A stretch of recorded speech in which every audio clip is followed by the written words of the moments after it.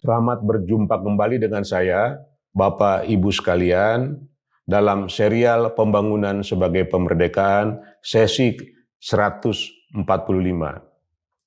Pada sesi 145 ini, saya akan melanjutkan cerita yang saya sampaikan pada sesi ke-144, yaitu bagaimana menarik pembelajaran dari pengalaman kepemimpinan Abraham Lincoln, Franklin Roosevelt, dan Deng Xiaoping, yang mana basis utamanya dari ketiga pemimpin dunia ini adalah kemajuan suatu bangsa tergantung dari penyelesaian aspek-aspek kemanusiaan. Kita memiliki Pancasila, ya, yang mana ayat keduanya perikemanusiaan yang adil dan beradab, itulah sumber energi kemanusiaan. Nah, saya menafsirkan mengapa itu lahir.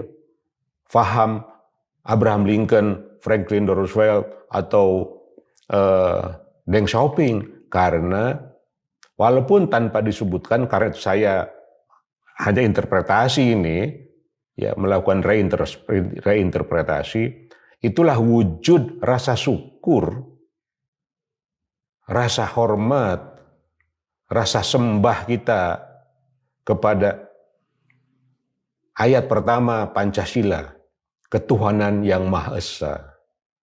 Ya, jadi kalau kita bisa mencegah manusia dari mati akibat kelaparan yang berjumlah jutaan orang itu, apalagi kelaparan itu terjadi karena kesalahan kebijakan, maka itu pertanda kita tidak mentaati, tidak memahami, dan tidak meyakini terhadap ketuhanan yang Maha Esa. Mungkin itu sebagai, dari filosofi itulah, maka pada sesi ke-145 ini, saya akan mencoba sharing mengenai penafsiran land reform di era milenial ini. Reforma agraria atau apalah namanya di era milenial ini. Nah, mengapa ini sangat penting? Karena kalau kita ambil dari sesi 144, ya, maka yang paling penting bagi dunia ini, ya, food first. Panganlah yang pertama. Tetapi bagaimana pangan dihasilkan tergantung dari pemanfaatan sumber daya lahan. Lahan dalam bahasa Inggris yang disebut land resources bukan hanya daratan, ya, bukan hanya permukaan bumi, sampai ke ruang angkasa pun, ya, kalau kita baca textbooknya Barlow, ya, Raleigh Barlow, kebetulan guru saya juga, ya, sampai ruang angkasa. Kasarnya, itulah land resources. Ya, nah, kembali di sini saya tafsirkan dengan tantangan Kishore Mahbubani, can Asian think? Ya, jadi can Asian think atau can Indonesian think, kita terjemahkan sekarang, dapatkah kita berpikir wujud land reform seperti apa di Indonesia ini, ya, yang bisa mencegah terjadinya kelaparan sebagaimana yang telah diperlihatkan oleh data jutaan orang. Kalau di China tahun 60-an itu awal sampai hampir atau sekitar 45 juta orang, 15 juta orang lebih dari yang dilaporkan secara official, ya, maka kita pun sekarang akan bertanya, land resources kita ini akan diapakan dalam pikiran kita. Nah, kembali, ya, di sini saya tampilkan juga untuk pemikiran kita bersama, jangan sampai kita menjadi seperti semut mati dalam api yang diceritakan oleh Solzhenitsyn. Ya, inilah bentuk tragedi sebagai akibat kita tidak bisa mengambil pembelajaran pada masa lalu, baik secara sendiri-sendiri, maksud saya di negara sendiri ataupun di negara lain. Kembali, saya ingin mengingatkan atau menyampaikan pemahaman saya bahwa kemerdekaan sebagai what people can do or can be, resultantenya menjadi capability. Oleh karena itu dalam sesi ini pertanyaannya, land reform milenial seperti apa yang akan meningkatkan kita dalam capability untuk mencegah terjadinya kelaparan dan sekaligus juga untuk menjadi fondasi kemajuan Indonesia pada waktu yang akan datang. Bapak Ibu sekalian, maka saya mencoba memulai pemikiran land reform ini dengan memahami arti land resources, sumber daya lahan. Di sini saya sampaikan bahwa sumber daya lahan itu adalah keseluruhan sumber daya yang ada di darat, di laut, ataupun di samudera atau ocean. Itulah sumber daya. Land resources. Jadi pengertian land bukan hanya daratan.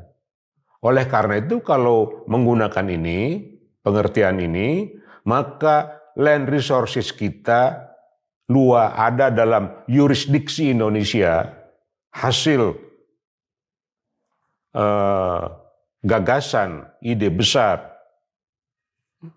Insinyur Juanda yang diterima oleh UNCLOS 1982 seluas kurang lebih 7 juta kilometer persegi.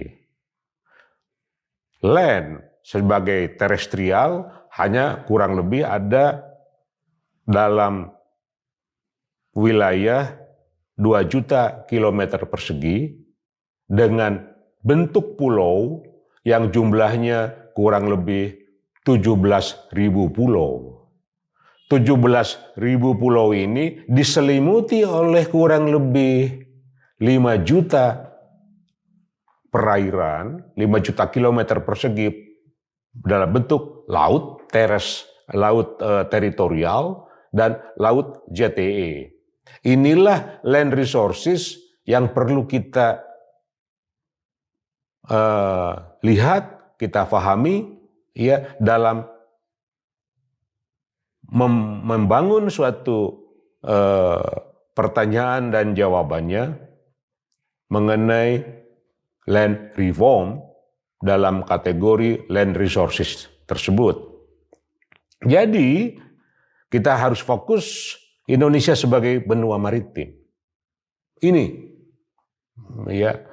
Nah, yang kedua, ya, saya mencoba mengambil karena tema kita ini pangan dan kelaparan katakanlah, ya, maka fokus land reform kita ini ya pada apa yang dalam bahasa Yunani ya yaitu proteus.